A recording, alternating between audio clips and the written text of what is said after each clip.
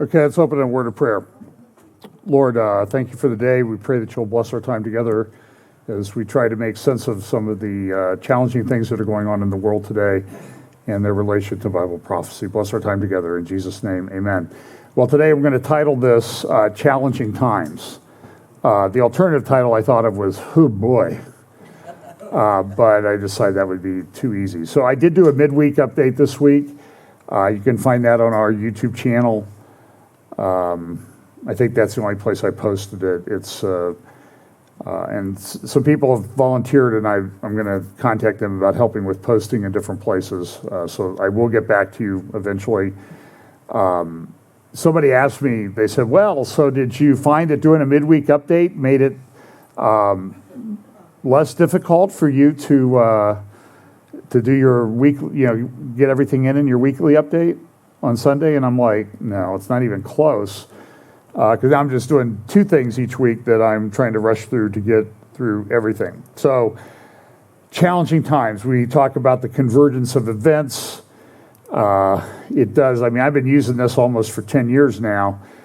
A disrupted world, and can we fix this? And it appears that we can't. As we get closer and closer to, I think, the time when things will really get accelerated. And remember, I did do a talk in Canada back in April. I think you can still find that on Last Days Bible Conference YouTube channel. I did a talk called Deplatforming Humanity. In that talk, I did a sort of a grid that I look at when I evaluate all of these things. So I look at things that are sort of related to, of course, Israel and the church and apostasy and that type of thing, but in a broader terms, there's an acceleration of all these things that the prophets say. They're going to happen more quickly. There's going to be a convergence. They're going to be all happening at the same time. There's a logistics aspect that there have to be certain things that are in place for them to happen. There's to be a buildup.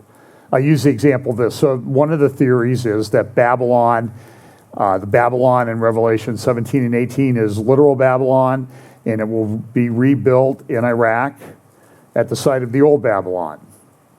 So this is one of the possibilities that I consider. I'm not saying that I agree with this, but I think it's one of the ones that's worthy of consideration. But if Babylon's going to become this great commercial center, you can go there now, and it's just a bunch of archaeological buildings and a half-destroyed palace of Saddam Hussein. There's nothing there. So if it's going to become this great commercial center, and you think of something like Dubai in the United Arab Emirates, that's been in process. And if you see that, it's a phenomenal city. I mean, they have tallest building on the planet. They have all these enormous skyscrapers. They have, hotel that's 1,000 feet high, shaped like sort of a sail on the ocean. It's beautiful. And the architecture and all this, there's just some phenomenal things they've done. But they've been at it for 40 years. You can go back, you can look at Dubai 1981 and see that there was just a couple buildings there, skyscrapers. I wouldn't even call them, you wouldn't even notice them now in the skyline if they're still there. So it took 40 years. So if Babylon is indeed going to be restored, then it's going to take a while. Now, I know the construction, I know that the Chinese have supposedly built a 57-story skyscraper in like 3 days or something like that, or a month. Now, do you want to go in that building, by the way? So just understand that all these things take time. So there's acceleration, convergent, logistics, and then understanding.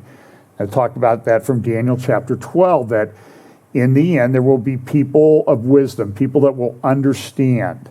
They will be called wise people, and they will instruct the many. So that is something that you're going to see people that are going to understand more about what's going on than other people. So we try to be that kind of church that has those kind of people that see these things happening and can try to piece them together. So we're going to try to piece a few things together today, and this is going to be rock and roll for the next, whatever. No guarantees. So here's, and I'm not going to talk about that Charlie Vector 019er thing that much. There are a couple related things. Well, you'll understand about why I'm not talking about it when we're putting something up on YouTube.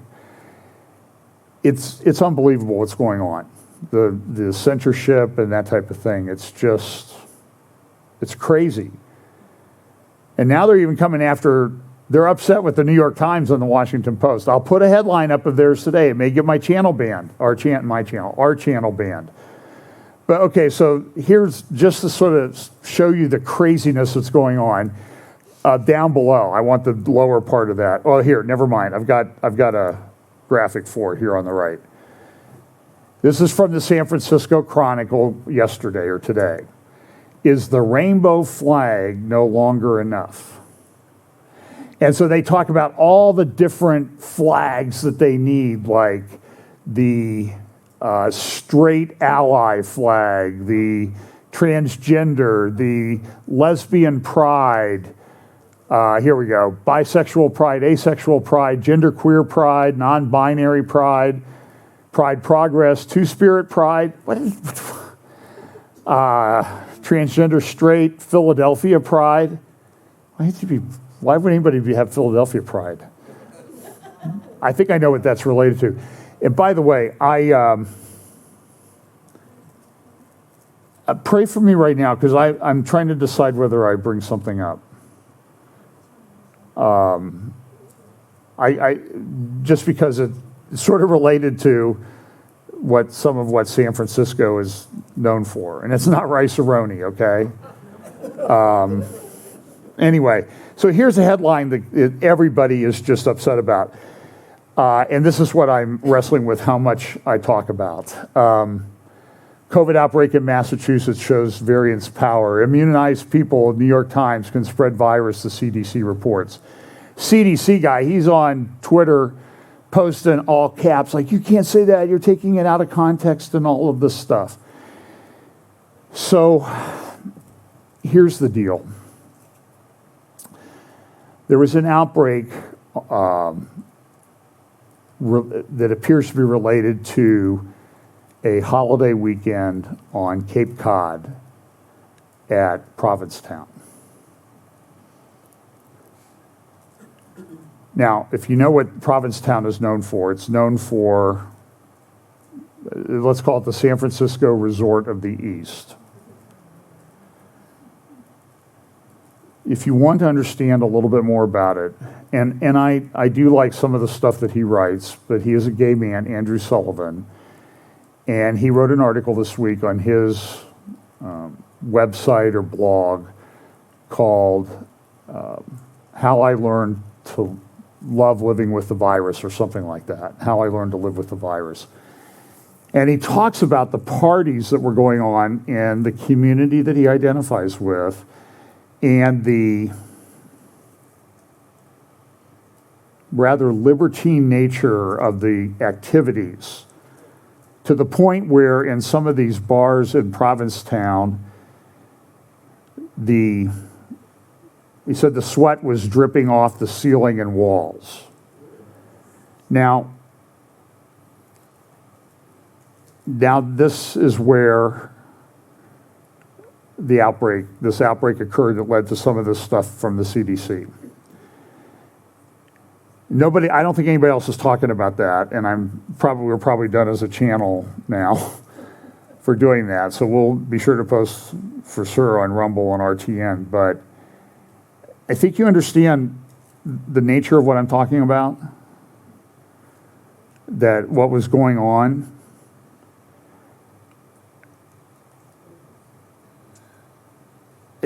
I don't even know what to say. It's very difficult to describe, but this is the nature of everything. So I'll have some more comments about some of the follow-on things with that in a moment. But I want to reiterate some of this thing this week. I mentioned this, and one of the problems with doing the midweek update is I'm to the point now where I can't remember what I talked about last week, and I can't remember what I talked about midweek, and they all kind of run together. And so when I look at my slide deck, as I try to edit things out, I start with like 200 slides now, and I try to cut out, okay, did I talk about this? Did I talk about this? So I'm going to re-plow ground. But the way you learn sometimes is by repeating things. And so this was posted by Jack Posobiec,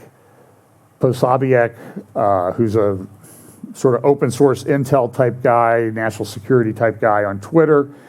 Biden Pentagon to welcome discredited anti-Christian SPLC activists to advise counter-extremism working group. And I want to remind you, you can go back into my updates if you can find it. Update I did back in 2015 on the seminar that took place at either Georgetown or George Washington University, run by the Obama Department of Justice and a representative from the Southern Poverty Law Center, where they talked about how they were going to work together and they're going to identify extremist groups. Well, this is coming back again. So if you look at this Countering Extremism Working Group, subcommittees, lines of efforts, this thing on this paper here on the right, and they have these advocacy groups, and down, if you look down the list there, you'll see Southern Poverty Law Center. So I talked a little bit about this last week, that this thing is countering violent extremism, and there is this group, it's called Moonshot CVE. Now, they dropped the CVE from their name just in the last month or so, but they were called for many years Moonshot CVE, Countering Violent Extremism, and they are issuing these white papers. So as I mentioned last week, like they have this thing that they issued to the federal government about white supremacy search terms and trends in the United States. They also did a redirect method for Canada. In other words, if somebody goes in and looks for information about the true history of Black Lives Matter, it will redirect them to something. There appears to be ties to the Obama Foundation with this group. This person is recommended. It says here, this is from the Obama Foundation website, Meet the Leaders. Obama leaders are emerging leaders. It talks about this is for their Europe 2020, explore our work in Europe. And one of the people that they identify as now they call it Moonshot Solutions, is one of the co-founders. She's an emerging leader under the Obama Foundation website. So just remember that. And they do this countering violent extremism thing, and this is to drive the narrative. You got to remember, everything is being done to drive the narrative. You can see this with the Select Committee to investigate something that happened in Washington, D.C. back in earlier part of this year. I won't identify it specifically, but there is a committee to investigate what happened. And I've got a solution, okay? You don't need no stinking committee. Release the 14,000 hours of video that you have and let everybody in America investigate it. And you guys go do something that is going to solve some problems that we have, instead of making more. That's just my way of solution. But back in March of 2019, before this whole thing started, Moonshot Solutions, then known as Moonshot CVE, had done this anti-vax online. In other words, who are the people that are questioning vaccines? Now, listen, I'm not a scientist, but I know the scientific method. The whole scientific method, is it not, is based on developing a hypothesis and then investigating it. We now live in a situation where you're not allowed to do that. And if you do, you're not allowed to talk about it. People who do, they're deplatformed, their bios are removed from Wikipedia. They're like erased from humanity. People who, I could stand up here and give you, at risk to our channel, the examples of people who quote the CDC information. They take a direct quote from the Center for Disease Control's own websites and publication, posted on Twitter, and they're banned. This is insane. It doesn't, well, it makes perfect sense if you know what the whole agenda is. This is challenging. This is why it's challenging times. It's cancel culture. It is what is happening. It's not theoretical. It's not, for many years in Bible prophecy, people would talk about, we think that the Bible says that there will be a revived nation of Israel in the end times. And people used to think, you're crazy, man. There's no way that's going to happen. They've been gone for 2,000 years. The Hebrew language is dead. Well, how did that work out? It changed. And so when we talk about things like the mark of the beast, that there will be this thing by which you can buy or sell, without which you won't be able to buy or sell. How's that going to happen? Oh, it's going to be a barcode. Oh, yeah? We're way beyond barcodes now in today's world. And you'll see some more examples of this. So they talk about this anti-vax audience and everything. And then this week, I ran across an article about Moonshot Solutions, formerly known as Moonshot Countering Violent Extremism. And it was in Fast Company. Fast Company is a tech magazine, kind of slick, kind of neat at times.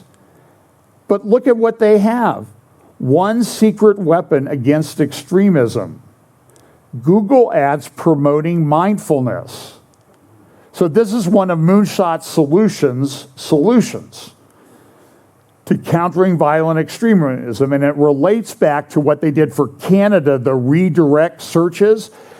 And so they use Google ads. You know those things that annoy you altogether, unless you're using Brave or some other browser that blocks them. They pop up all the time. Pam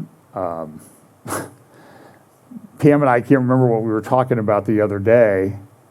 Oh, we got something from a company that we ordered, and it was on metal, and it was bent. And we got another one from the same company that wasn't done right. So we called them about the first one that wasn't done right, not the one that was bent, but the first one. And they said, okay, we'll send you a new one, and you can do whatever you want with the one we sent you. And then all of a sudden, yesterday, a package shows up, and it's the one that was bent. It was a new one of the one that was bent, but we never asked them to send the one that was bent, except we talked about it in the house. So then we started joking like, hey, we sure could use a new refrigerator. The refrigerator's pretty nice. We could use a new refrigerator, full of food, too. Don't just bring us a fridge that's empty. But it hasn't showed up yet. So we're testing the artificial intelligence right now. But so this Moonshot says, well, one of the things, okay, so violent extremists, these people, they're into guns, they oppose the government. So we'll just redirect them to mindfulness ads. We'll have them pop up in their feed. And they say this works. This is like an anesthetic for the people that are upset with the way things are going. We'll talk to them about meditation and yoga. And so this is the people that the government is relying on. This thing I don't even have time to talk about, but Democrats' path to citizenship. This is from Bloomberg. So this is not a, fly-by-night conservative organization or anything like that. Democrats' path to citizenship for $8 million in economic plan. What they're trying to do is they're trying to change the demographic composition of parts of the country. That's what they're doing. So they'll allow people in that they think will support them politically. And they'll move them to Tennessee or Texas and that type of thing. That's why the governor in Texas is upset. Aside from the part that these people are coming in with a certain Charlie Vector thing and they're not testing them for it and they're just sending them out. Because I guess it's okay for them, but the rest of everybody needs to be locked down. Sydney, Australia, they're sending the military door to door to make sure that people that are in the house actually have a right to be in the house, that they're of the same household. And if not, you get fined. That's Sydney, Australia. It's pretty brutal.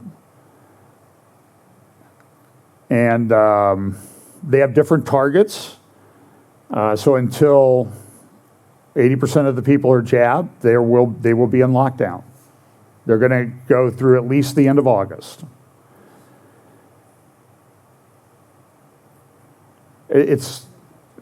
And they had a big protest last week, and the police came out when they said they're going to have a protest this weekend, and they blocked off the main park in the center of Sydney. I'm talking like military-type vehicles and everything. And if I shared with you the numbers of what's happening with regard to Charlie Vector in Australia, you would say, why are they doing this? And so what we see is now it appears to be about control. You're going to comply, whether you like it or not. So even this report from Moonshot, it said, this report, the fact they have the search terms, so they got to warn everybody that just the search terms are going to expose you to racist and violent extremist language. It's, I talked about this last week. So they talk about the top 10 sub-themes: anti-BLM, anti-black incitement to violence, general anti-black, Anne Frank. I don't have no idea why Anne Frank is on there. And related to this is this kind of scandal that's been going on with an Israeli company called NSO that sold software to different governments around the world, and it was used, it's alleged by The Guardian, that it was used to spy on people. Now, NSO has come out and said, we're not going to sell this software to these governments anymore. But it's pretty good hacking software. So you also see this, what you see is you're starting to see these calls for cybersecurity, a global cybersecurity panel control structure. Naftali Bennett called for that in a speech recently. So, hang on here. I have to reorganize my slide deck a little bit. I wonder where that went. Give me 1 minute.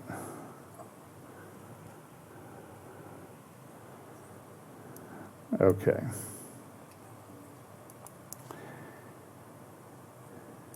So I don't have a source for this, except I talked to someone, a banker, who was on a phone call with the Federal Reserve the other day.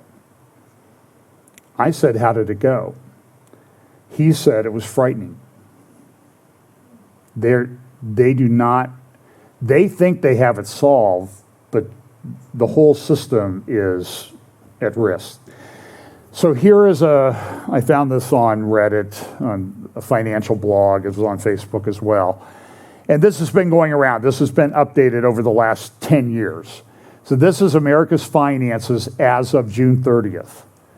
Okay, so do you see the revenue, deficit, and debt? Now, does anybody that is capable of fogging a mirror, you know what that means? They're breathing enough that you can hold a mirror up and it'll make a little steam on the mirror. How do you think this is going? This does not appear sustainable. I said, how do they think it's going to happen? He goes, it's worse than this, from the Federal Reserve call. They anticipate that over the rest of the Biden administration, that the federal deficit cumulatively will approach $23 to $24 trillion. How do they do that? They print a lot of money. What happens when you print a lot of money? You run the risk of inflation.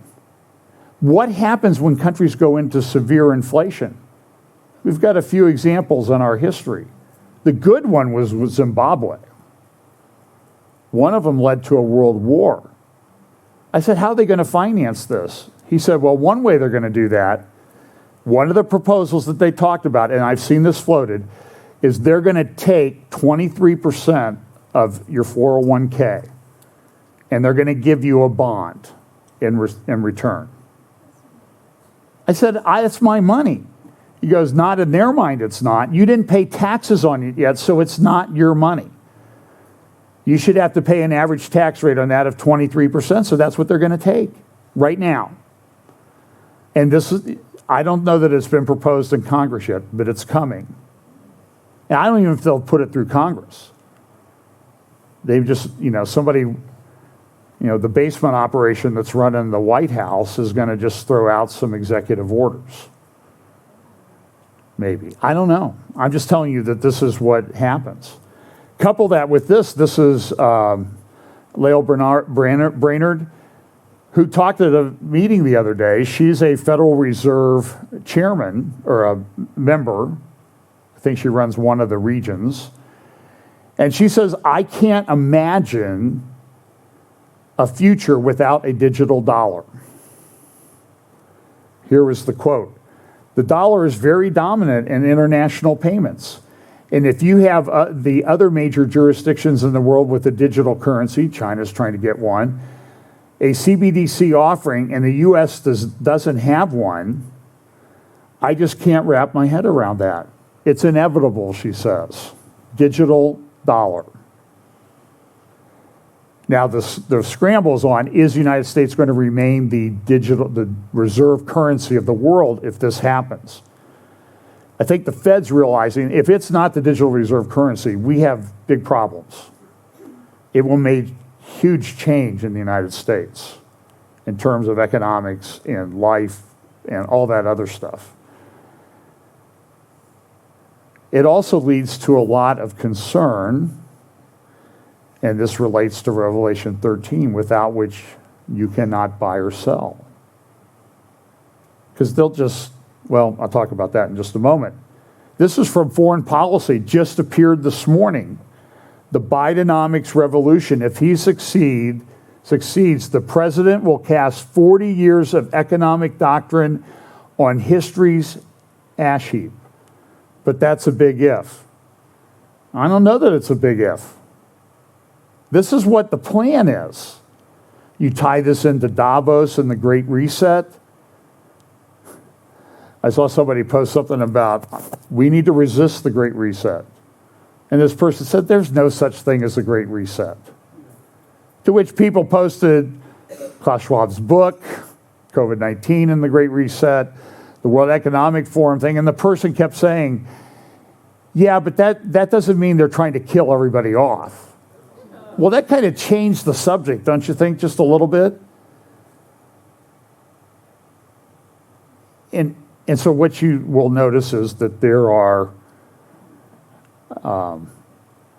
woke people, but the woke people are really the unwoke. They're asleep people when it comes to the reality of what's going on in the world. So we call them woke. That's supposed to be sort of negative, but it really means they don't know what's going on. They're completely oblivious. Do you notice this in your conversations with people? You will bring something up and they'll say, what are you talking about? That's not happening. It is. You might say certain city is in lockdown, and they'll say, no, they're not in lockdown. What are you talking about? And so that's why people go to alternative platforms, Getter, even Twitter, to get information, because it's censored everywhere. And people just say, well, it wasn't on the local news or NBC or MSNBC or CNN. CNN's not covering it. Can't be true. So that's why you have this guy like Chris Como. He's yelling at some guy about, the guy says, you were violating the rules your brother put in place. There's no proof of that. There's all kinds of proof of that. It's unbelievable. So here is a recent tweet. I talked a little bit about this. This comes from a guy related to the J Street, which claims that it's pro-Israel, but it's sort of like calling somebody woke when they're really asleep. they say they're pro-Israel, which means they're really anti-Israel in their policies. It's a lobbying organization. So remember all the Ben and Jerry's thing? Well, somebody released, don't know if it's true, supposedly there was a cable from Israel, somebody in the Israeli government, to put pressure on Ben and Jerry's over its decision not to sell into the occupied territories, has possible Foreign Agents Registration Act implications if any of the U.S. groups acted on the request. And we know this is a problem. Look what happened to Michael Flynn. He spent millions on lawyers because he was charged under this act, because he was making phone calls in the transition period, because he's going to be in power in a couple weeks, and he gets charged, and his life is ruined. There's a guy who is head of the President Trump's inauguration committee. Name is Barack. He's charged now with a felony under this because they're saying he was an agent for the United Arab Emirates, an unregistered agent. And listen, if FBI people show up, you need to get an attorney before you talk to them. I'm just telling you. I know a little bit about how the system works, and you need to be very careful. You can talk to them if you want, but a lot of what they do is they'll interview somebody for hours, and they will ask you questions about what might be in the interviewee's email from years ago. And so it's a memory test. And if you get it wrong, they'll charge you with lying to the FBI during an investigation. And you'll never have committed the underlying crime, but they'll send you to prison for lying for what they claim is a lie during the interview process. It happens. I mean, it happened to Martha Stewart. It happened to people that were connected with Trump. And how many emails do you have in your email boxes?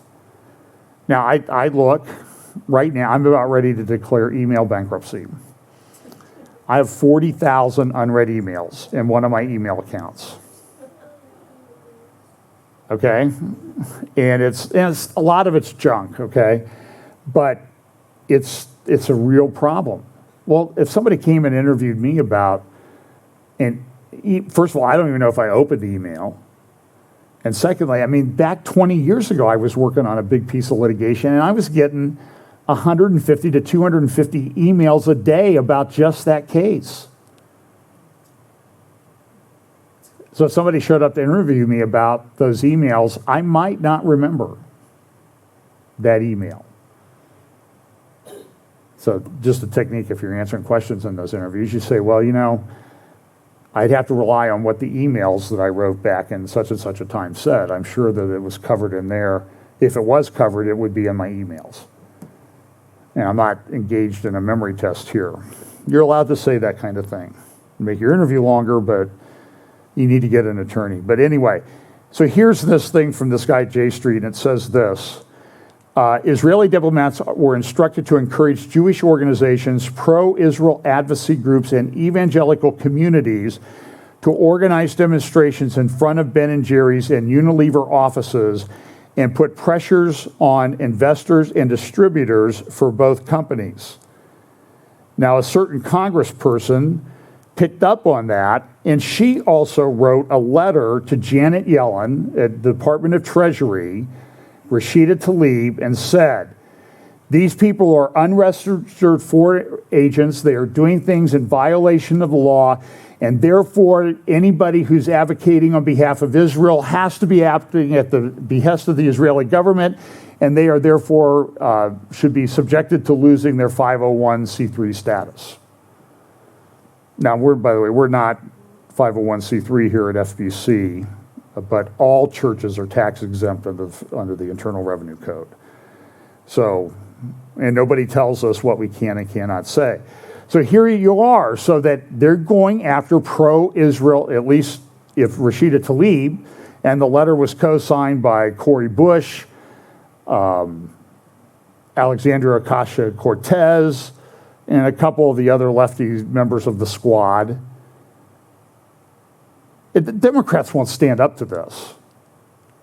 And so now will the Federal Reserve, when they're not printing money by the container ship full, not a truckload, it's a container ship full now,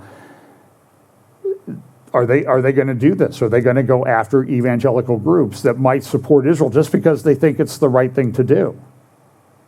But they have a big biblical case for it. But where does it stop? If they're going after you for being pro-Israel, how about we go after her for being a shill for the Palestinian Authority? Which isn't, I guess you could say, well, that's not a country, John. That's my point. It's not a country. You act like it is. But here, this is probably one of the more disturbing things. PayPal partners with ADL, the Anti-Defamation League, to fight extremism and protect marginalized communities. So the Anti-Defamation League is now saying we need to go after these extremists. We need to be countering violent extremists. Do you see how all of this is intertwined? And this is the company. And so what's happened now is that the government, they don't have to restrict your speech. This is what Jen Psuckerberger was talking about in her press briefing a little over a week ago. We contact Facebook. They outsourced taking away constitutional rights. This is unconstitutional. And they'll say, well, the corporations are free to do whatever we want. Oh, are they? On the other hand, you're over here saying, we're going to take away your Section 230 exemption from liability, wink, wink, wink, if you don't, take down these posts that we don't like. So is that pressure? I think that's a pretty easy case to make in court. You just have to get a judge that will actually listen to it and have a bit of a courage to make the decision. Here's what the ADL says. By identifying partners across sectors with common goals and complementary resources, we can make an even greater impact than any of us could do on our own, said Aaron Kaxmer or whatever, Chief Risk Officer and Executive Vice President, Risk and Platforms of PayPal. We are excited to partner with ADL, other nonprofits, and law enforcement in our fight against hate in all of its form.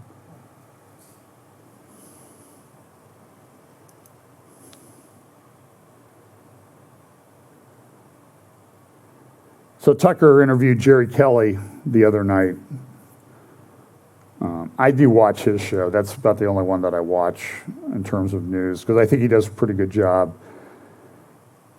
So here they talk about this. Here's the segment.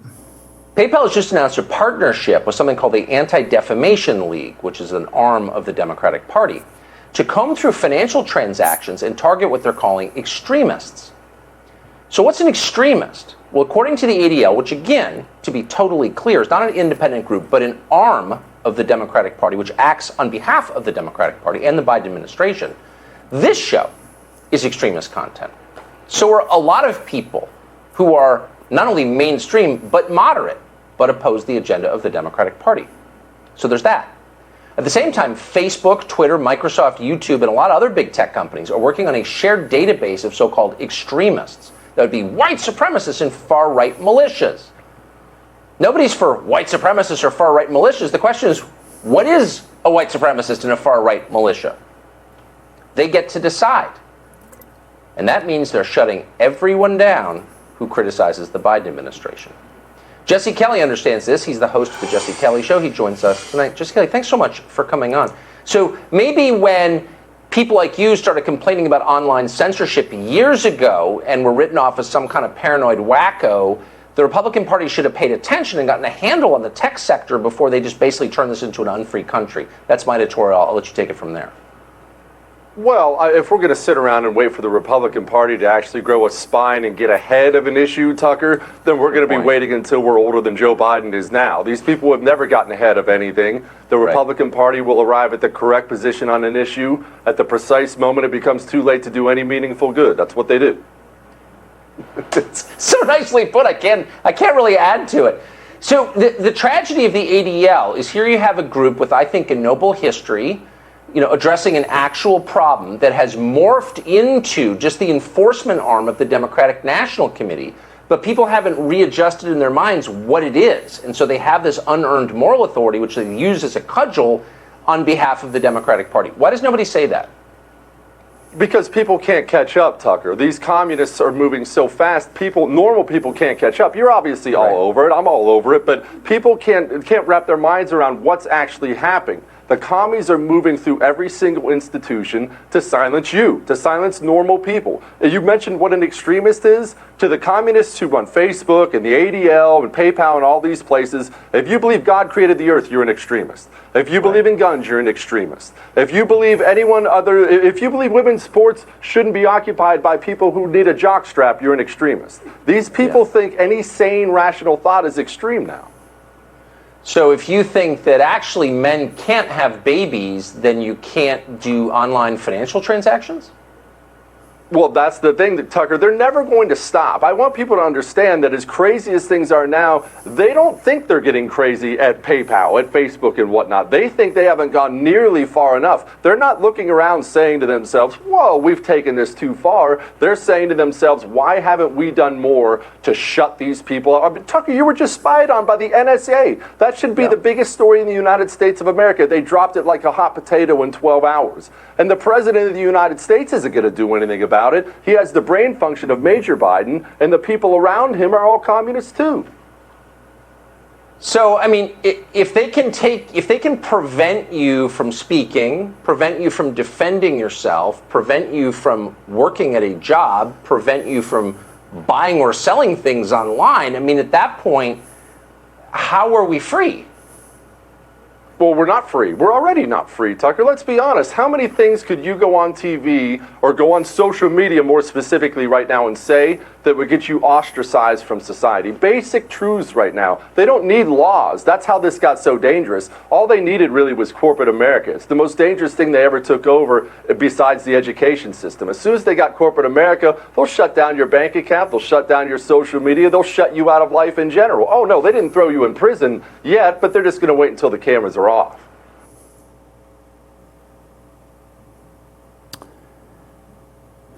Revelation 13. Digital currency. We don't like what you say or you stand for. You're a young earth creationist? You believe God created the world, let alone a young earth creationist? Relatively young earth, let's make it that. We're switching you off. You're dangerous. There was a Yale professor, medical school. In a lecture, I believe it was, I think I have the story correct, he referenced birthing mothers or women. The students reported him. It should be birthing people. Remember how everybody laughed when we made this point? They were using birthing people in some of the government documents, the budget documents. And there's, oh, John, we don't mean that. The Yale professor, he had to, this is sort of the, it's scientism. It's a religion that they have. And so he had to make a public confession of his sin for having used normal language to describe a biological fact. Men give birth, not women. Or what was it that Jesse Kelly said? People who need a jockstrap can't be women. A pretty good description of the problem. They're going to have weightlifter from New Zealand, and that's okay, boy. The Prime Minister of New Zealand, this gal, whatever her name is, she's on board with that. Remember the one I played the clip of her a couple weeks ago, what she said last year? If you want information about this problem in the world right now, the only source that you can trust is us. If you hear it from anybody else, don't trust them. We will be your source of truth.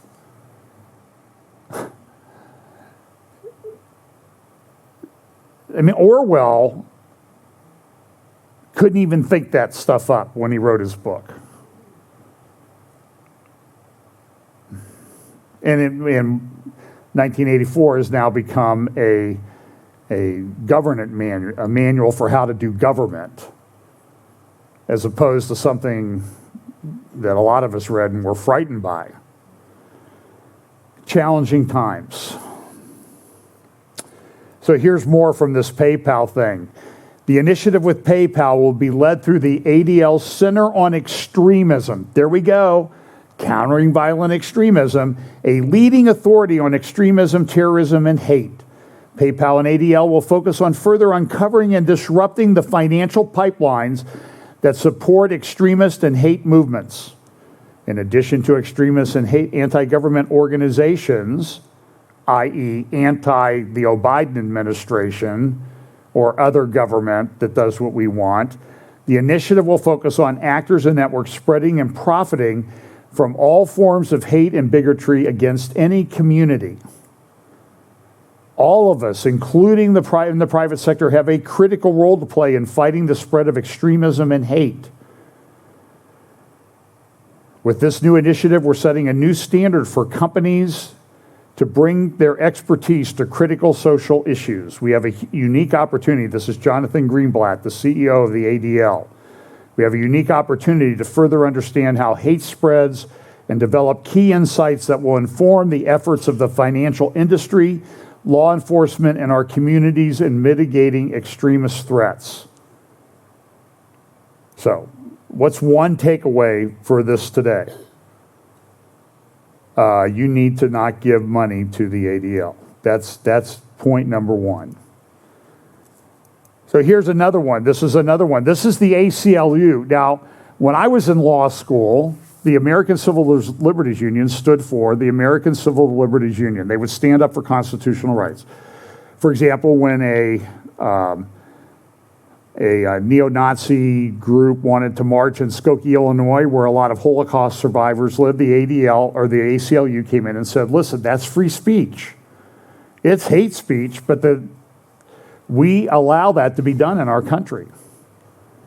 So you would think, okay, free speech, that's Amendment 1, right to bear arms, Amendment number 2. ACLU would be on board with that one, right?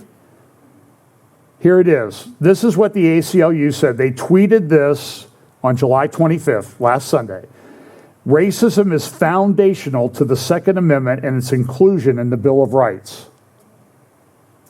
Learn more from experts Carol Anderson and Charles Howard Candler on this episode of the At Liberty podcast. So here's another thing to put on your to-do list.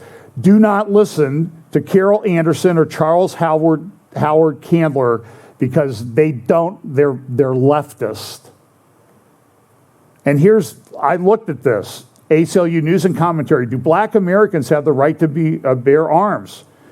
Anti-blackness determined the inclusion of the Second Amendment in the Bill of Rights and has informed the unequal and racist application of gun laws. And now this is the fundraiser part. This is the ACLU. Our rights are under attack. No. You see how they flip everything upside down?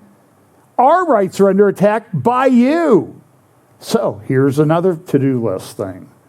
It's usually negative. Don't give to the ACLU. Find another organization to give to. ACLJ, Alliance Defending Freedom, Pacific Justice Institute, et cetera, et cetera. Support them. So here's another, and so I looked through the ACLU Twitter feed. This was I felt like Alice in Wonderland falling down into the hole here. Here's some of them. Here's one, cancel student debt. What does that have to do with civil liberties? Pelosi says that has to be an act of Congress. The Biden administration can't do it. But just wait, we've got a 4-seat majority, and we're tied in the others, but we'll get it done. Here's another thing they said, in solitary confinement now. Oh, so the ACLU is going and representing all the people that got arrested back in January that are being held in solitary confinement? Are they? No. And this is, so I have a background in criminology, master's degree, so I studied this stuff years ago. So what they always, the big thing back when I was in graduate school, getting close to half a century ago, but these were the things that they were being talked about, was labeling. You label someone as a bad person, therefore they'll live up to the label that you give them. That was the, so that was the labeling theory of sociology and criminology. So there's a big dispute about defunding the police. Jim Zuckerberg says, well, that's what the Republicans want to do. We don't want to defund the police. Seattle City Council votes to do it. Minneapolis votes to do it. We don't want to defund the police. And so here is and what do you take from all this? They're lying to you. The only thing that you can trust as being accurate on this page is ACLU, is the organization. So this is a thing they have for racism and policing. I actually signed up for the course. It's a 4-part course. Part 1 was just released. It says, want to know more about police, race, and the calls to divest? Yet they're all saying, well, we don't want to defund the police. What do you think divest means? This is their bullet points from the course. Divestment. And as important, reinvestment refers to a shift of power, funding, resources, and responsibility away from the punitive and harmful institution of policing and into life-affirming, community-based, and community-led supportive services. Defunding. Defunding refers to the same reallocation of power, funds, and resources from the police as divestment. Abolition, to replace policing, prison, jails, and other punitive programs with other systems of public safety entirely. For many, abolition is the final goal of the divest, reinvest framework.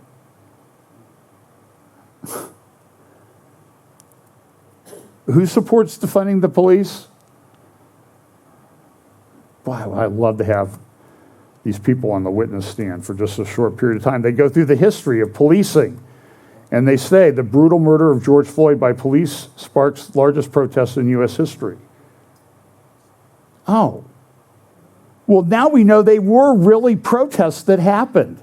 Remember when we said they happened, and the guy's there, the CNN guy or whoever is there with the microphone, and the buildings are burning in the back of him, and he's like, yeah, this is a mostly peaceful protest. What? Alternatives, this is another one. Alternatives to incarceration often replicate the same systems that fostered mass incarceration. And so this is related to this Department of Justice thing that I showed you last week, where they say it's only because of racism that there's a higher proportion of people in the black community that are in prison. They're not committing crimes. And the only reason they commit crimes is because police go to those neighborhoods more often. Well, like in Chicago, every weekend in Chicago, there's like 100 people shot and 8 to 20 killed. And the police are probably going to go to those neighborhoods. And if they don't go to those neighborhoods, what's the cry? You're racist. You won't come to our community. Look at this. This is Daniel Greenfield.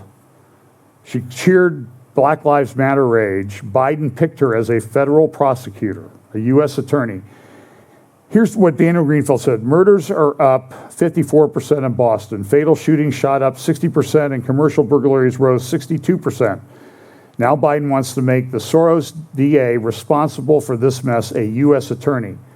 On her website, Suffolk County DA Rachel Rollins, Suffolk County is Boston, has a list of crimes that she will not, I think that's right, Suffolk County. Yeah, because Cambridge is Middlesex. Rollins has a list of crimes she will not prosecute, ranging from shoplifting to stealing anything under $250, breaking and entering a vacant property, driving with a revoked license, malicious destruction of property, threats, and drug possession with intent to distribute. Effectively, these crimes have been legalized.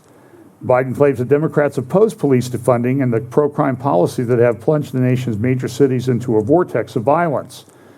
Choosing Rollins shows that's a lie. Rollins, like other DAs backed by Soros, has worked to dismantle the criminal justice system, leaving people to be terrorized by a crime wave unleashed by BLM. Did you see this Chaz guy, whatever his name is, that's the prosecutor in San Francisco now?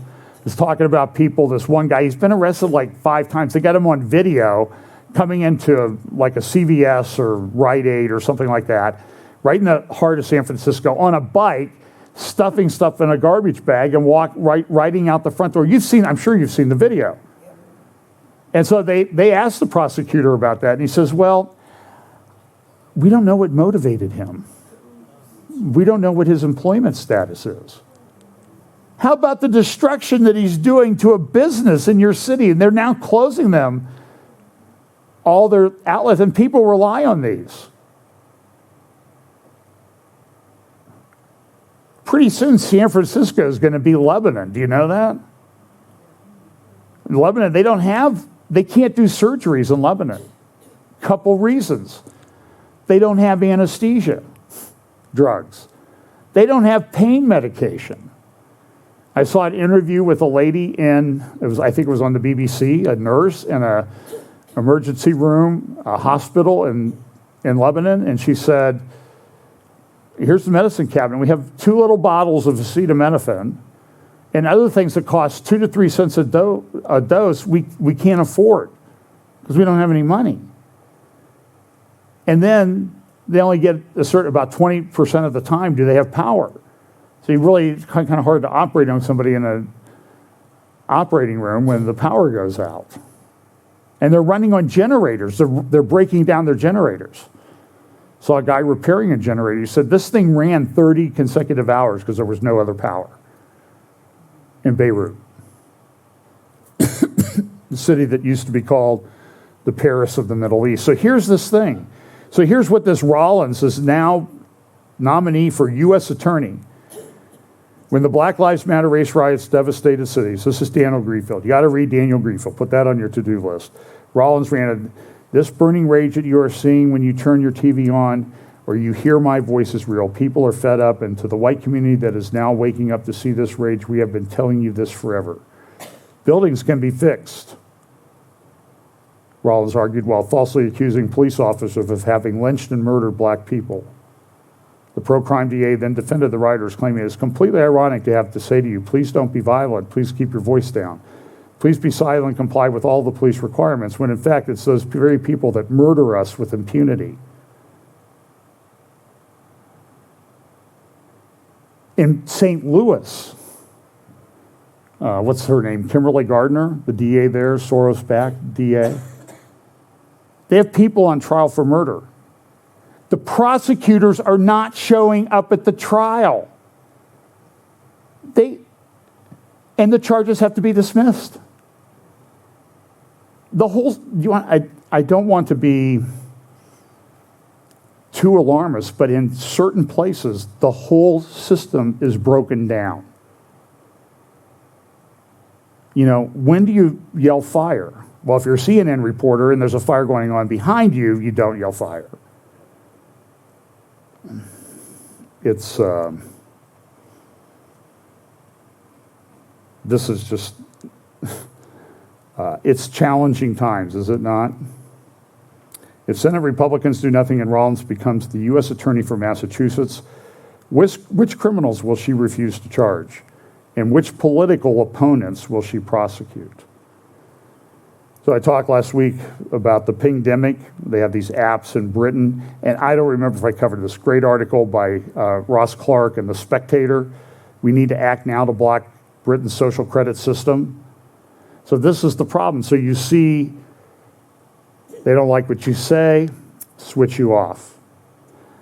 They don't like what you are, because we know what you're doing about that thingy majiggy, We'll switch you off. So anyone who thinks that COVID certification would be a temporary measure is fooling themselves. July 13th article, Daily Telegraph, about passports make many less likely to do that. Compulsory thingies about this thing are a step too far. Ross Clark says this, I had in mind that it would take 2 to 5 years for a passport scheme to morph into a Chinese-style social credit system. In fact, it took 2 weeks.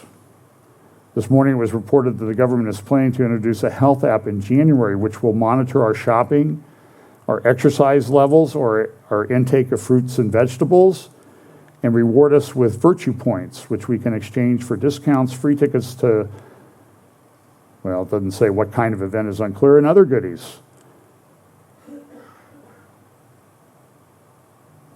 Capita and Serco, the usual beneficiaries of the Minta government schemes, are reported to be bidding for the chance to run it. Let us leave aside the rather obvious possibilities for fraud. Just think how many virtue points you would accumulate by persuading someone to take your phone jogging with them while you tuck in to takeaway pizza, which you bought with means other than your smartphone.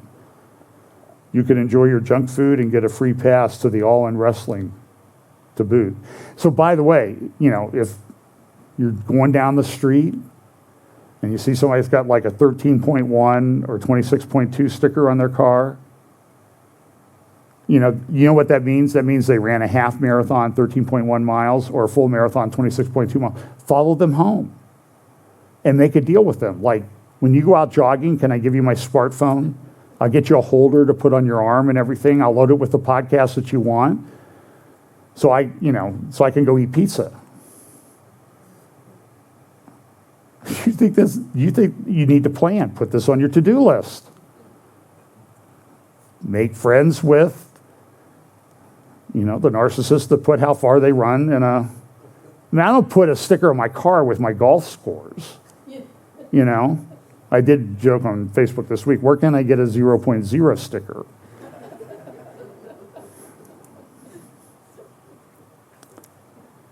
Well, so this is in the Spectator, great article. Barry Weiss, she has an article from a doctor. What happens when doctors can't tell the truth?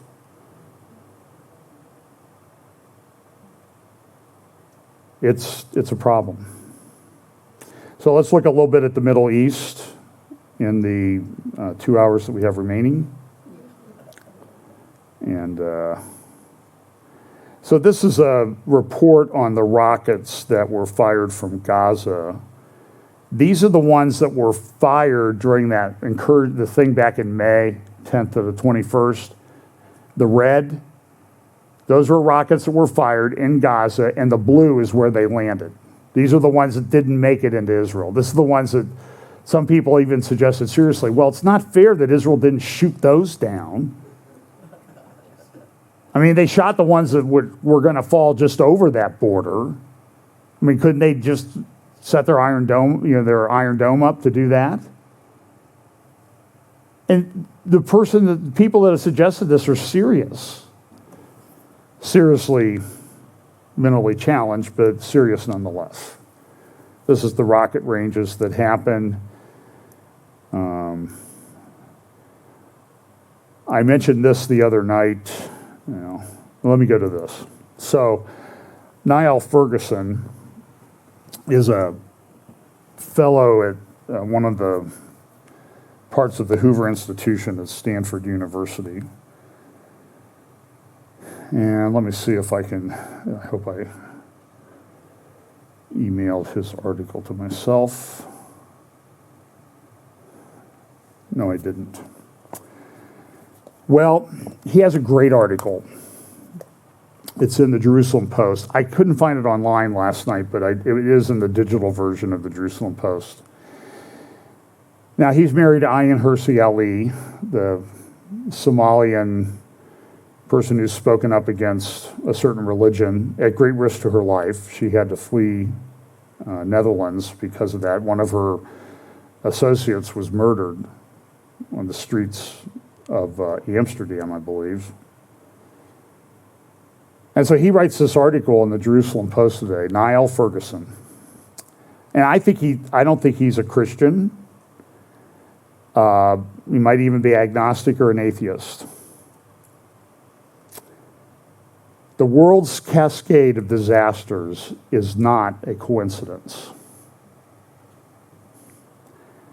He starts off with reference to Judy Garland singing to Mickey Rooney in 1938. It never rains, but what it pours. If Lady Luck should happen to desert you, you stub your toe, ouch, you hit your elbow, ooh, you bump your head, ooh, you step on a tack and you let out a howl. There's soap in your eyes and you can't find a towel. You try to comb your hair but can't arrange it, spill orange juice on your dress and have to change it. Then all day long, everything you touch goes wrong. And he says this, the same thing happens in life, the song goes on, but on a very much larger scale. Ferguson says this, too right.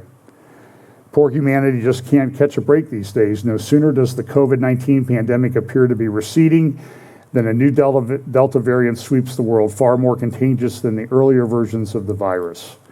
Simultaneously, there are disastrous floods in Europe's Rhineland and China's Henan province.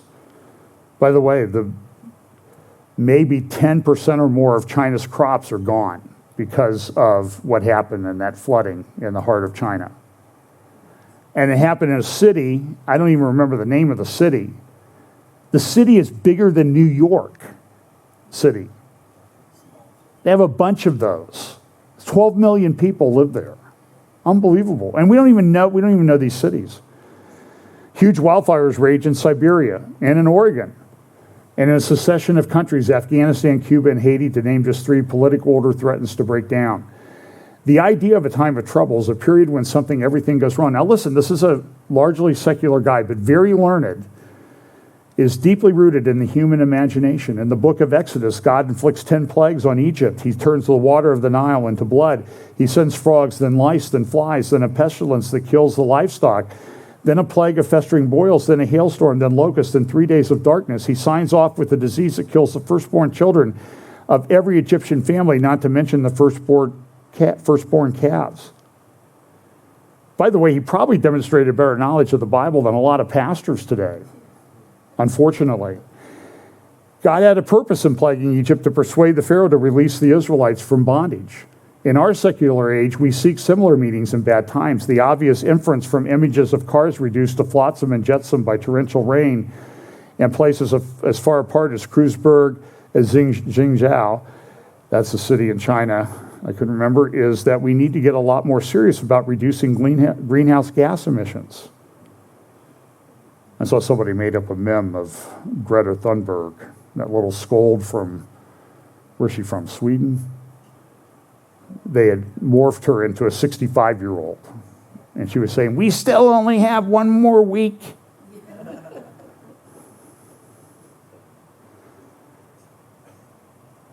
However, we can see that there are connections between these disasters and that they are in fact parts of interlocking trends. This is a secular guy, do you understand? There's maybe more truth in this article than you would hear from the vast majority of pulpits in America today, that this is all connected.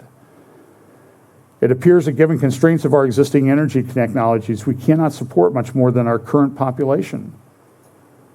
This is not to say that we can overcome these problems. And that's right, a friend of mine posted this week, and he said, we've been dealing with climate change since people appeared on the earth.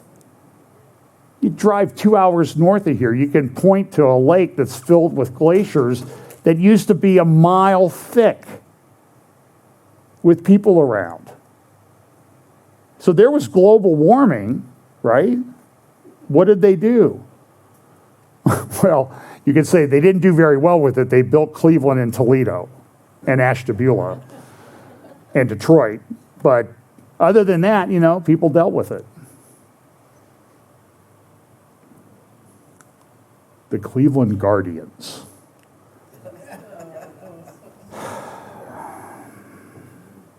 If you fold the fabric the right way, it looks like the old name.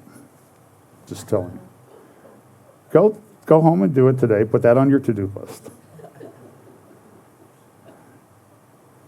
This is not to say that we can overcome problems. History suggests that we can. European populations by the 1300s had become rather too large in relation to the basic technologies of that era, at a time when the world's population was just over 390 million.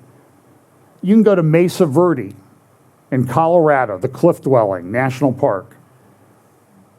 Now, I don't know what they tell you now, but when Pam and I were there 21 years ago, this month, we took a tour. And the guy said, you know, they overfarmed and it changed the climate and they had to move. Now, that guy would get fired today. And I said, I bet they were peeing in the creek too, right? He didn't answer that one. But with most people engaged in subsistence agriculture, did not take much. A succession of bad years of bad weather and bad harvest to render the population highly susceptible to a pandemic, a bubonic plague. The population of Europe began to decline before the Black Death it struck in the 1340s. The combination of climatic disappointments and a novel pathogen led to a demographic disaster.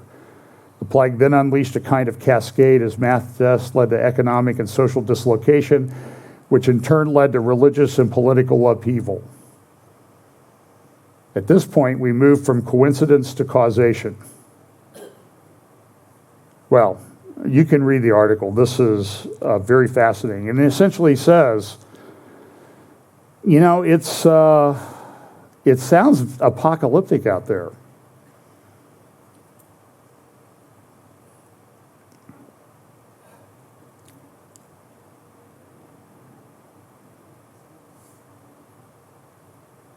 That lady who's head of the CDC said yesterday, just give us 2 more weeks, 2 weeks to correct this.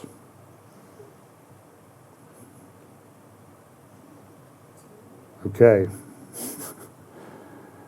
So here, this is an article from, I think it's the Times of London. You think you melted last week? Prepare for 40 centigrade Britain. I think 37 degrees centigrade is about 100 degrees. So that's hot in the UK. They're not used to that. This is just from mainstream papers. Climate experts warn extreme weather has veered off scale. You see what this climate change thing is doing, though? It is giving people a very convenient excuse to explain away God's judgment when it comes. And all the woke pastors that are signing on to this, like the big church down on Cooper Road, you know what I'm talking about. They're ignoring it too. Here's a photo, left side, Alberta wheat field 2020.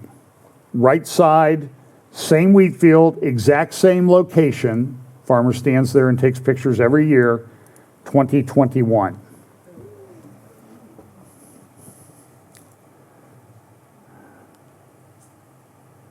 Oh, barley field, excuse me. I think that's Alberta. That's from, Alberta farmers, southern Alberta. That's what they would call part of Canada's breadbasket. This is troubling. Germany must step up its fight against climate emergency. That's Angela Merkel. And this is an article from the Financial Times. We can no longer say floods are an act of God. Do you see what I'm saying? That they have this excuse now to explain away. And so when you often say, it's like you read Revelation and you see this seal, this trumpet, and people seem to be going on their merry way, ignoring what's going on, and because they'll have an explanation for it. This isn't God. God would never do this. He's got other stuff. China flooding each year, it seems. Dams are at risk from intense rainfall. South Korea, less rainy days, but higher rainfall points to more intensity. Again, acceleration, convergence, logistics, understanding.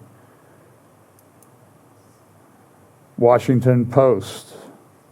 Amid fire and floods, warnings of what yet may come. Fierce heat wave puts habitats, biodiversity in jeopardy. In disastrous summer, climate inaction lurks. So that's the article by Niall Ferguson. And this article, in this morning's Al-Ghad, Ghad, newspaper from Jordan. The title of this is Apocalypse, the end of the world. That's the title in Arabic. The end of the world now. So when secular people are woke to this, what's wrong with some of these people in the church?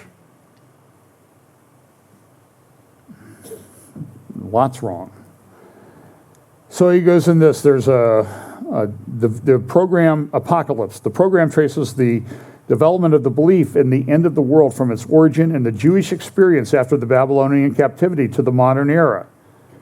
Biblical historians and scholars are interviewed to discuss the concept of the end of time and the day of judgment in order to clarify ideas of mass destruction and how these ideas shape the cultural world. In fact, the concept of the end of the world has affected civilizations in many ways for more than 2,000 years. The book of Revelation, the last book of the New Testament, is central to the belief in the Western consciousness about the end of the world and forms a significant part of the book of Revelation and originated in the 600-year period of Jewish political history that included wars and defeat at the hands of foreign invaders, Babylonians, Persians, Greeks, and Romans. This is where I should put up the Daniel statue from Daniel chapter 2. Shaped culture over the 200 years before Jesus was born. Since then, the end of the world has been in people's minds as the final settlement of the reckoning. The concept of the end of the world remains a very powerful force to this day, especially among true believers. Not only that, but the apocalypse has recently spawned a new variation known as climate apocalypse, a term that, in an interesting way, generates 7,610,000 visits to Google search engine every 0.58 seconds. So this is why we talk about this stuff. So a guy, probably a Muslim, writing in a Jordanian paper this morning says, something's going on. And I'll bet you could drive to a whole bunch of churches around here and you wouldn't hear a peep about any of this. Well, you will hear. In fact, he says the climate apocalypse has an audience as well as a strong following and powerful critics. For these liberators, the apocalypse is only part of Cassandra's somber visions of death and darkness should be ignored and perhaps even parodied. However, some Google searches turn up the most surprising source of doom and gloom. For example, the leaked UN climate report. This is from the AFP. That's a French news agency. The leaked... to the recently leaked draft of the Intergovernmental Panel on Climate Change climate report, which allegedly declares there is a dire warning that we are on the cusp of destroying the planet thanks to the myriad dangers of exacerbating climate change.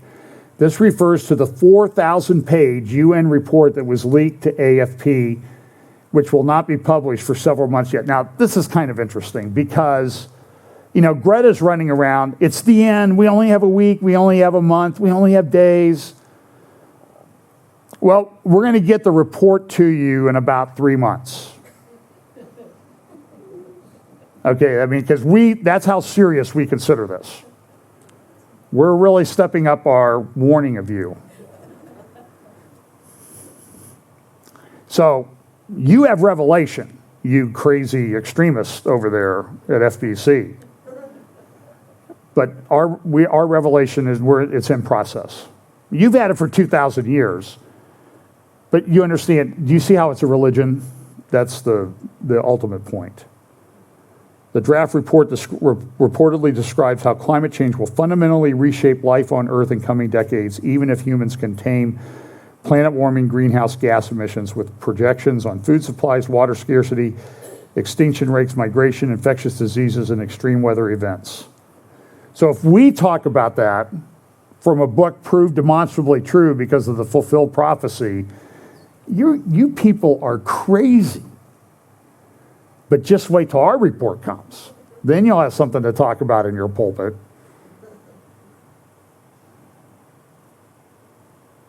Okay. This is a warning of existential risk of survival of collapse, said Climate Movement Extinction Rebellion in response to AFP's reporting on what the draft contained. So you see how they're full believers. They don't even have the document yet and they believe it. That's more faith than a lot of Christians, unfortunately, have. Christians. He says this, what if the IPCC report, the gloom and doom report as it is claimed, hits the mark and states the truth but ends up in a manner similar to all previous IPCC reports as being too conservative? In other words, it doesn't really tell you the full truth. Well, we have the full truth. This is China. Global political futures, the volatile food supply. Niall Ferguson also makes reference to this, the 2021 Global Report on Food Crises around the world. Here are some of the countries. The darker colors have more problems. Look at where a lot of them are centered, though. Here's also the Global Peace Index. And then here's the big, this is their big map. And red is bad, orange is not too good, yellow is moderate. And here's focused on an area of the world that we talk about a lot. The CFR publishes Foreign Affairs. This is one. This is a report they published this week. The United States, China, and Taiwan, a strategy to prevent war. China was having drills, amphibious drills this week, massive amphibious drills. A lot of people are very concerned. The U.S. strategic objective regarding Taiwan should be to preserve its political and economic autonomy. Do you know Foreign Affairs? I know they know this. I'm sure they do. If not, call me and I'll direct you to your prior publications to talk about. This is exactly what the British said they were going to do with Hong Kong. What happened to Hong Kong since Charlie Vector appeared? Hong Kong is not free anymore. People are trying to flee. We would like to be wrong about this possible seriousness of a coming Taiwan crisis. We hope we have exaggerated the danger. We just cannot persuade ourselves that the ominous clouds we see gathering are not really there. So, CFR, welcome to the Doom and Gloom Club. China's declining population. This is from Jerusalem Post, a CCP-made crisis. We've talked a lot about this. China did one-child policy. Do you know that kind of violated like part of Genesis? Be fruitful and multiply. They're facing a pretty steep, if the Lord doesn't return soon, they're facing a pretty steep demographic population decline of hundreds of millions of people in the next generation because of their one-child policy. Now they want to change it. But guess what? They convinced everybody, hey, it's great not to have kids. I saw articles in the New York Times where people were talking about, I celebrate the fact that my children won't have grandchildren for me to mess around with so I can go party. I saw the article. I forget where it was. Vanity Fair, Atlanta, I forget. I read it this week. It happens. Turkey's on the march, report from strategic interests. Of course, they're doing this thing with their blue homeland, trying to get these exclusive economic zones, trying to block the pipeline. They're still at work. Executive summary of this report says, Israel expressed full support to the Republic of Cyprus in the wake of unilateral reopening of the Varosha coastline by Turkey. Because of the dispute that happened, this beach towns have been totally empty, and Turkey's come back and said, hey, we're all for a two-state solution in Cyprus. Why? Because they think it'll give them access to economic zones and will help them build what they call their blue homeland. Erdogan also went into the Hagia Sophia this week. He put up things about, hey, look at this. This is me last year when we took over Hagia Sophia, the largest church in Christendom. He's a committed Muslim. I have videos of him going to kiss the black stone at the Kaaba in Saudi Arabia. When he was a young man, he won oratory awards for, guess what? Standing on the bow of a ferry going between the two sides of Istanbul, reciting the Quran from the bow of the ship. You can see videos of him in London reciting the Quran. I mean, he has nothing there, and he goes for quite a while. It's sort of that singy, songy type thing. I've played those videos here. So let's just look quickly at Israel. Boy, we've got... so this is Danny Gantz in an interview. He said in a special interview to a BBC journalist, originally from Iran, on Tuesday, that Iran is close to nuclear weapons when it comes to enrichment, but not so close in other ways. By the way, this was broadcast on BBC Persia in Farsi, so the Iranians would hear this. This was, I think, a planned thing. The Iranian nuclear project threatens world stability and regional stability and is a challenge for the security of Israel. Gantz addressed Israel's abilities, saying, we have abilities and means that I cannot expand on, and we are ready to ensure that Iran does not have nuclear weapons. He also addressed the regime's treatment of its people, saying that the Iranian regime is spending billions of dollars on nuclear project instead of providing food, electricity, and better health care and water to its citizens. Here is Caroline Glick's article. Let me show you a couple.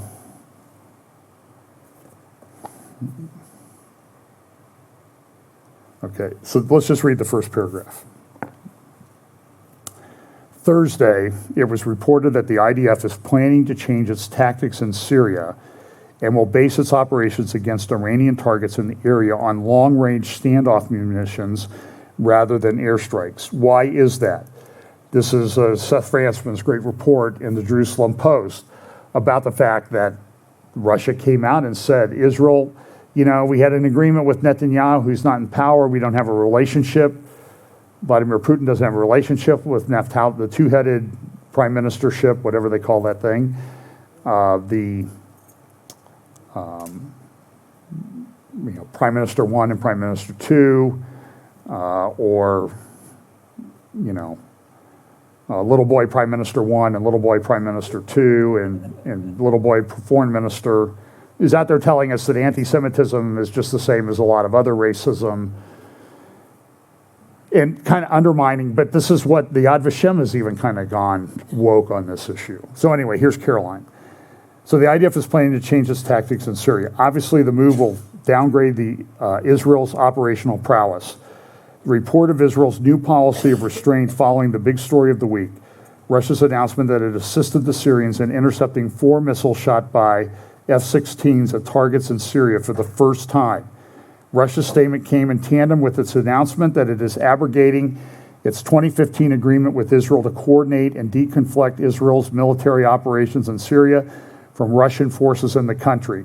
Quote from Caroline, Russia's decision is a major strategic blow.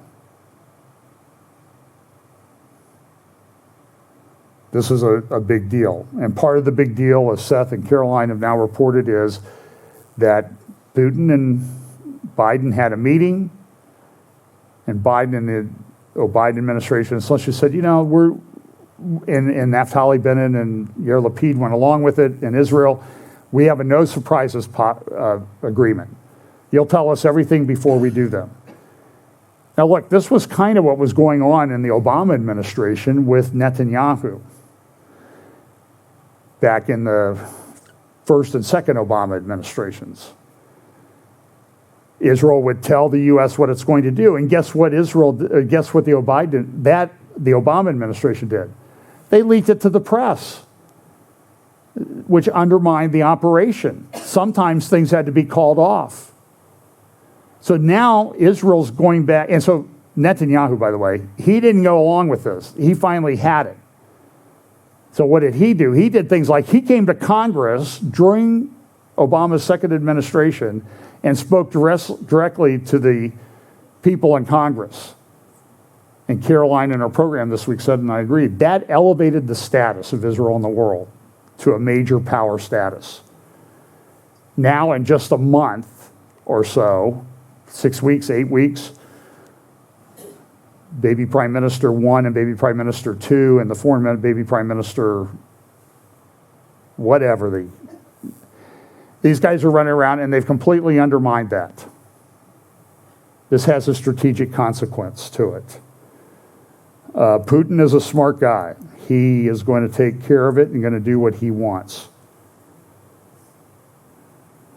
So, and here's an article from Breaking Defense. Israel shifts to standoff weapons. And the result of this is the Iranians have said, listen, we're going to change the way we're operating. We're going to do tit for tat for Israel. And so you saw this ship, owned by an Israeli guy, the Mercer something, was attacked. A couple people killed in retaliation for an Israeli airstrike that killed a couple people in northern Syria. This is the new reality.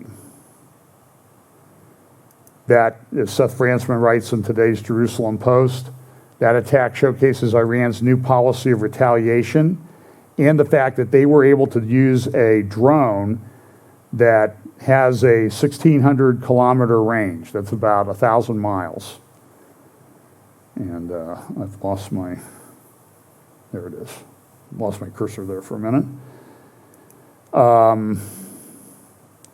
Also, Sky News released this. This was leaked to them. Iran's secret cyber files saying they're going to attack installations, cyber warfare. They did some screenshots of this. China and Russia are viewed by the UK as the most potent hostile cyber threats, followed by Iran and North Korea. I remember one president called 3 of those the axis of evil. And what happened? He was mocked. Although I don't know if it counts if you get mocked by Morning Joe, but that's... So look at this. This is Lindsey Graham. And number one, the Iranians are playing President Biden like a fiddle. The Ayatollah, Sean, is a religious Nazi. Hitler wanted a master race. The Ayatollah wants a master religion. They're trying to drive us out of Syria and Iraq so they can dominate Syria, Iraq, and Iran, the Shia Crescent. They're trying to build a nuclear weapon to hold the world hostage and one day destroy the state of Israel. They're on the path to accomplish all of that unless we make a correction now. I've never been more worried than I am right now about a war between Iran and Israel. That was Lindsey Graham on July 2nd. He repeated that in the last week and a half. INSS, the think tank, has a new strategic assessment that came out associated with Tel Aviv University, strategic challenges facing Israel and policy recommendations for the new, for Herzog, the new president of Israel. And look at this, it has a survey. It says, what worries you the most? Internal threats to Israeli society, 21%. External threats, 5%. I'm not worried by any of these, 5%. 27% clashes between Jews and Israeli Arabs. Well, 42% say, I'm worried by all of them equally. They must be watching the update. So they have recommendations about Iran and what can be done. I will talk about this if I have time to do a midweek this week. If not, we'll do it next Sunday because I have some things I have to do this week. But they need to prepare for the following scenarios in close collaboration with the United States. You think that's going to happen? Do you think the Biden administration, hey, Israel, what can we help you do? Okay, but so here's the fantasy. In the event of return to the deal, the JCPO, strive for substantive influence on a big, longer and stronger follow-up deal, retaining Israel's freedom of action. Well, that's already not happening. So in other words, we're going to change everything that Bennett and Lapid have been doing. That'll work. Well, there was somebody in power that did that.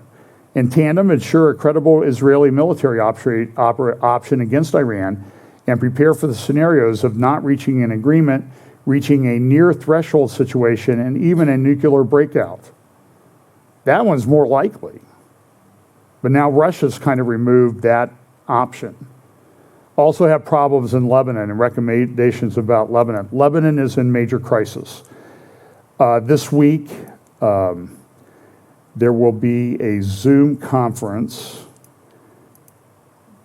put on by the Begin Sadat Center, the Menachem Begin Heritage Center, and Jonathan Spire, who's one of the best analysts on Middle East politics, the chaos in the north. That will be on April the 3rd. The URL is there. Just go to Begin Center. .smartticket.co.il/e. Well, I'm not going to read the whole thing for you because make sure you get those letters all right. You can copy them. If you want to email me or messenger, I'll try to get you the link. But that'll be on Wednesday at 20:30, which would be Wednesday afternoon here in the States. So you might want to watch that. I think that would help you. We had this operational problem with Iran. And remember, this is a year ago. This is what happened in Beirut. Do you remember this? The fire and the explosion, one of the largest non-nuclear explosions in the history of mankind. This destruction, these are recent photos. They haven't really fixed a lot. The silos there, they're still standing, by the way. They move 2 millimeters a day. To give you sort of a point of reference, the Leaning Tower of Pisa, it moves 5 millimeters a year. These are moving 2 millimeters a day. They have to be torn down. By the way, the destruction would have been much, much worse if those things were not there, because it blocked the explosion from hitting West Beirut. The destruction would have been even worse. It was hundreds of people killed, a major, major problem. Lebanon is in major crisis.